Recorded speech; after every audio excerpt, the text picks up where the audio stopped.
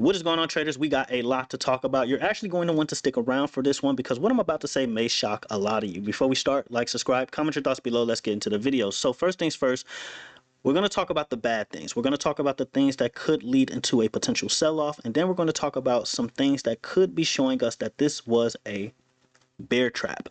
All right, so let's get into it. So first things first, we're going to look at the triple Q's daily time frame. So I talked about this in the Discord. I showed Discord members this zone right here, the supply and demand zone here, and how we can easily reject from here. Now, interesting enough, if we do go to the Discord today, we got an alert from our Discord bot. Hopefully I can find it in time, but today we got an alert from our Discord bot. So we got an alert of IWM puts, 210 strike puts for June 20th.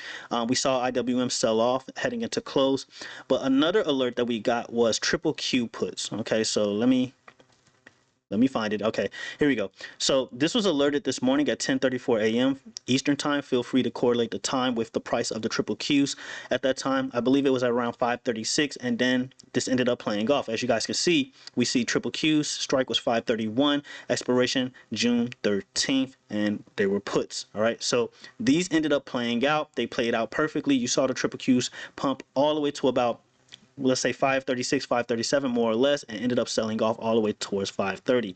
So had you been in the Discord, or if you're already in the Discord and had you taken this play, you would have made an absolute bag. And so interesting enough, I showed Discord members that we could sell off from this zone, right? We could reject from this zone, but does that mean we're going to continue to sell off? And I'm here to tell you that is likely, but I don't think that's the case right now. All right, and I'm going to tell you guys the reason why in a bit. But as far as your key levels when it comes to the triple Qs, 533, you want to get back above 533. You get above 533, 535 is your key level, and then from there you're looking at 537, 538, basically your previous highs. As far as downside goes, you ultimately want to see 530 hold. You get below 530, you're heading towards 527, 525, and then 522 is the final boss, the king of all levels. You get below 522, you're going to see a pretty illiquid move back towards the downside, and chances are you're going to head towards the low 500s. We'll talk about that if we ever get close to that point. Now, that's what we're looking at for the triple Qs. SPY. All right, so I'm not here to gloat, I'm not here to brag or anything and tell you guys that, hey, the rising wedge is playing out. In fact, we rejected right back within the rising wedge. So we're still trading within this rising wedge. I know it's annoying, I know it's redundant, I'm sure it's pissing some of you off, but I don't make the rules. As you guys can see, we zoom in here on the 4-hour time frame. We pumped all the way to 606, 607 range on the SPY, and then we ended up rejecting back towards the downside, ultimately putting us right back within this rising wedge. And you're seeing even after hours, we're bouncing off the bottom of this rising wedge. So that just goes to show that I am not making this stuff up. I don't force these patterns. They're just here. Okay, they form off computer algorithms and human emotion. So congratulations, you contributed to this pattern forming. All right, but when we're looking at the SPY 4-hour time frame, right, there are a few ways you can invalidate this pattern if we're looking to be bullish and looking for, I guess, all-time highs.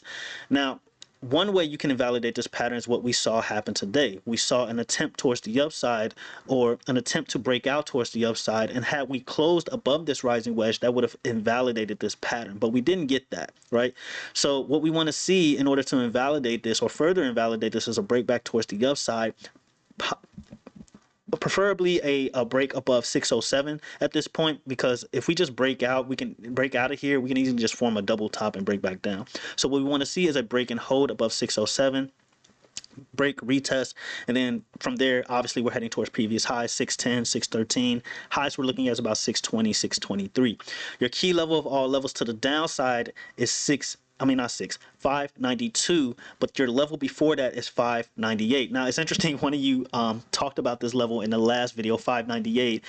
It seems like you remembered it from one of my really old videos when Jerome Powell originally sold off the market. So that really made me feel good, because it shows that some of you are actually paying attention. Even though the video was months ago, you still remember just how crazy this 598 level was and how many videos we made talking about this level. So thank you for that comment. That was insane that you actually remembered that. So 598, your key level here. All right, your key level 598. You break below 598, you open up the floodgates towards 592. You break below 592, at that point I do believe bears will take full control, and you're going to see a move towards the 580s. Now another way you can invalidate this rising wedge pattern is rare, okay, at least rare for me, but it happens. And so what you can do is you break towards 598, right? You consolidate, you consolidate, you consolidate, you create more space for upside, and then you get out of the range of this rising wedge pattern, and then you start rolling back towards the upside, break, retest, and then boom. Okay, so that's another way you can invalidate this pattern. And the reason why it will be invalidated even though you broke below it is because not only do you miss out on the measured move, but you also miss out on the short-term projected move. All right, so the short-term projected move will be at around 592, 580 range, so something like that. But this is another way you can invalidate this pattern. So we're not quite there yet, but we'll have to wait and see. And it looks like that's exactly what could potentially happen, right? Because they're really just milking the crap out of this. All right, market makers are really milking this, so we'll see. 602, your key level for the upside. We got above 602. We ended up heading towards 605.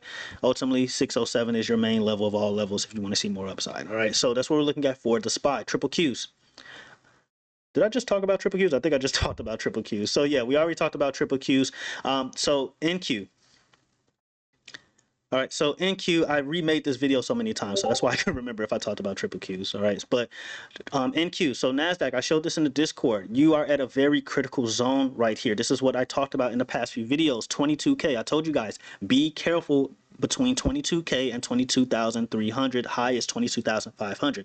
I said this in multiple videos. Be careful around this range because you bears over here, these cocaine bears over here, they're going to be foaming at the mouth. They're going to be excited for any type of bad news. And I guess we kind of got that today. We ended up selling off, right? And so yeah, you definitely want to be careful as long as you're within this range. Now, what I will say, all right, what I will say here is that I want you guys to really pay attention here. Okay, screenshot this, do what you got to do because you're going to need it later. Okay, so memorize this, memorize everything you're seeing right here. All right, because you're going to need it later. Obviously, I'm going to correlate it with something else I'm about to show you guys.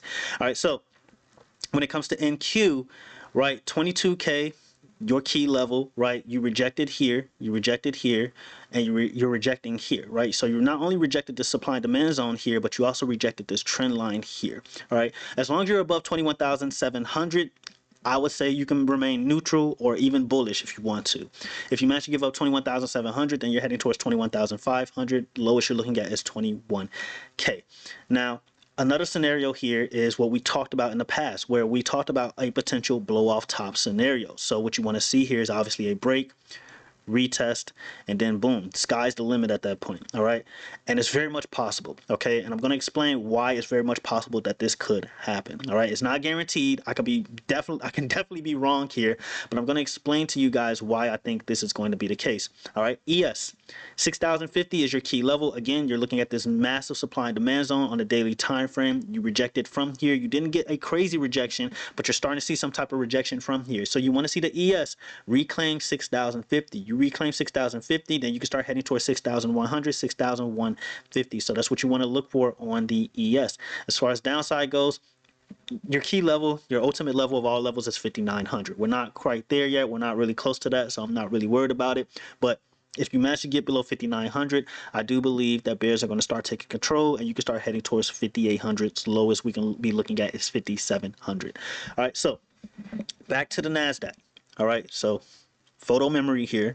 Okay, photo memory. Go ahead, lock it in, screenshot it, do what you got to do. And so the reason why I'm leaning towards this being a potential bear trap is semiconductors. So let's look at SMH ETF. So when you're looking at SMH, does this not look familiar? This looks very familiar, right? We just looked at the Nasdaq. Does this not look like the Nasdaq?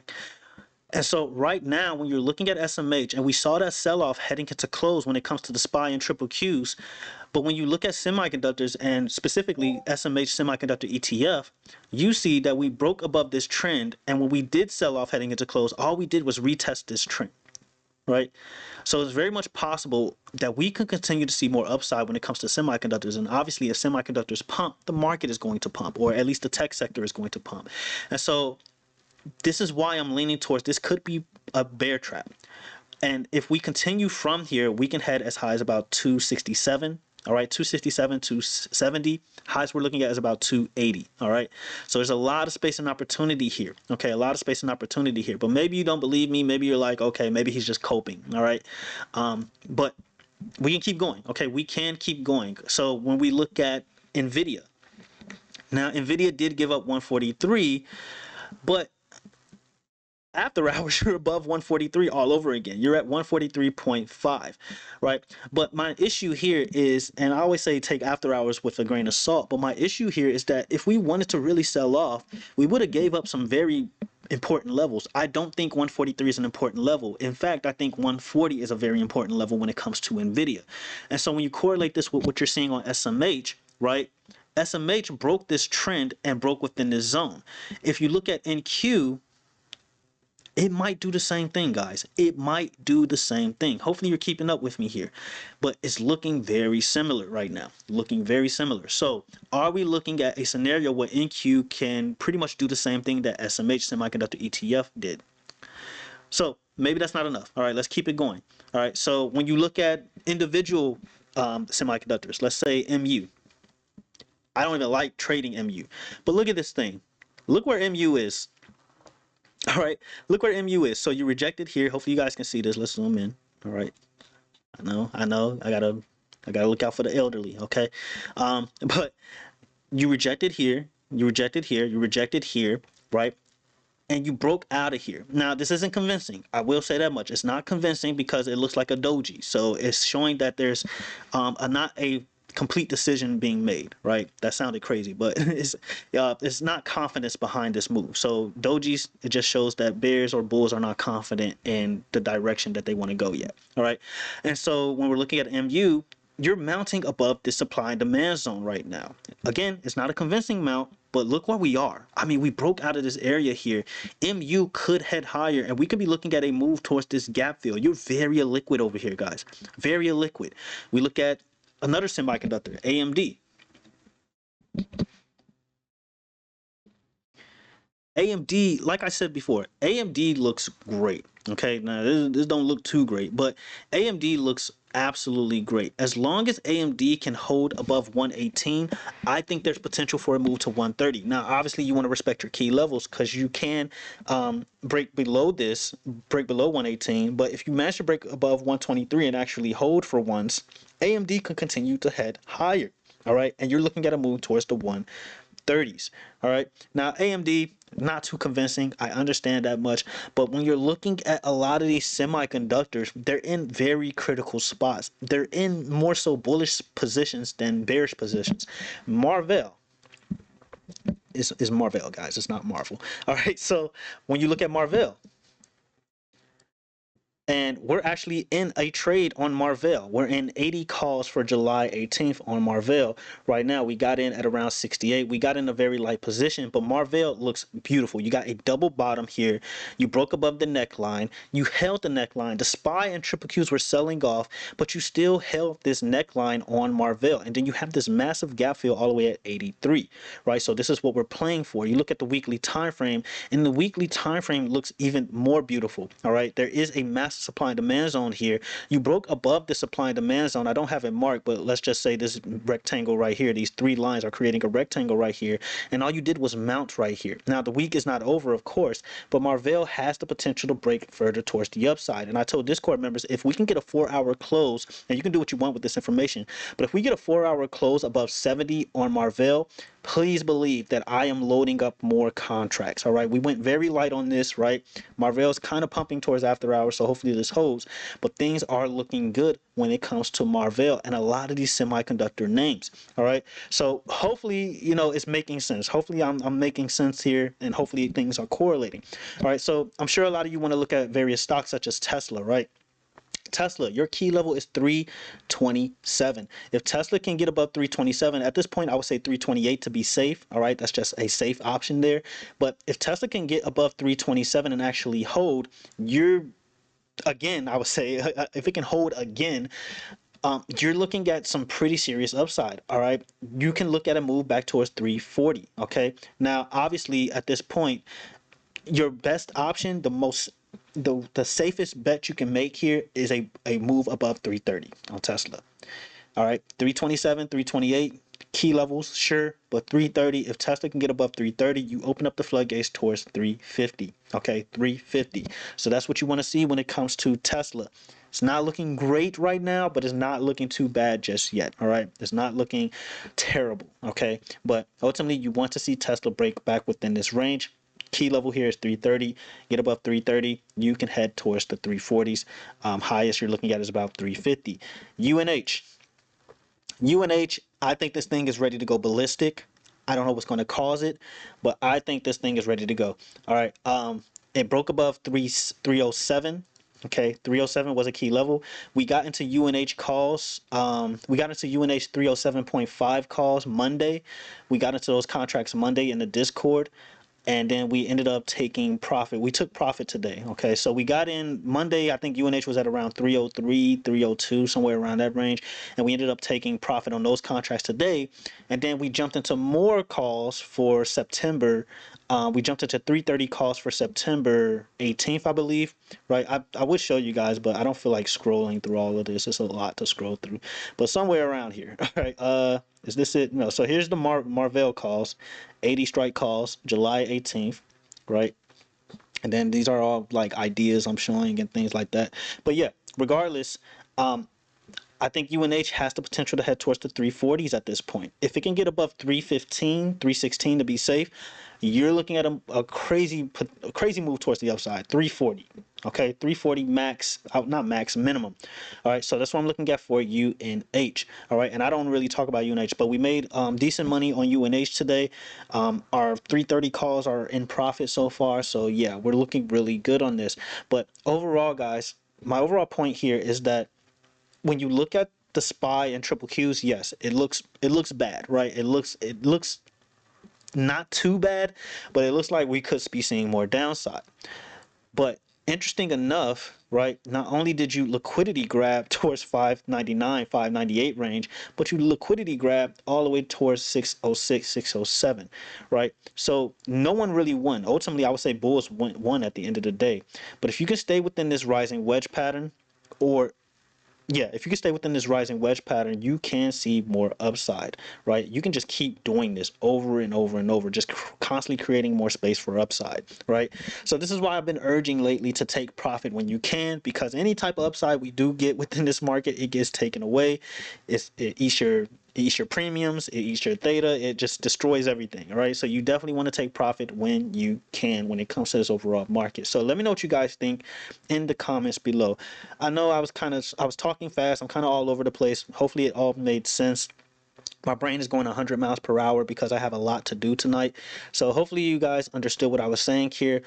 I think semiconductors are showing that this could have been a potential bear trap. The sell-off between the SPY and triple Qs could have been a bear trap. And if Tesla can manage to reclaim 330, guys, I think you're going to go ballistic back towards the upside. All right. Check out the NQ chart. All right. Check out the daily chart for the Nasdaq. Check out the daily chart for the SMH. Do the correlation. All right, but as you guys can see, I don't make this stuff up. You went all the way towards this trend line, you rejected back towards the downside. All right, so if we're going to keep doing this whole grinding towards the upside thing, we're probably just going to do this all over again tomorrow. All right, something like this until boom. All right, we'll see. All right, we will see. Hopefully it made sense. Let me know what you guys think in the comments below. Just a heads up, I do have a buy indicator coming up. It's going to be exclusive. Well, it's going to start off exclusive for Discord members. Has a high win rate so far, but yeah, I'm really excited to share this indicator with you guys. Eventually it will be released to the public. Obviously you have to pay for it, but ultimately I'm really excited for what we have coming. And the reason why I say it's a buy indicator is because it only shows buy signals. All right, it doesn't show sell signals. Crazy, because you guys think I'm a bear, a perma bear, right? But really excited to show you guys this. I'm going to go live with it Monday with Discord members, so be on the lookout for that. And we're going to talk about it. We're going to talk about the perks of it, what it can do, and just show you guys how powerful this indicator is. So I'm really excited to show you guys. We're still working on a few more things on it, but truly excited. All right, so that's all I have. I'm rambling at this point. Like, subscribe, comment your thoughts, and to the next video, traders, have a good one.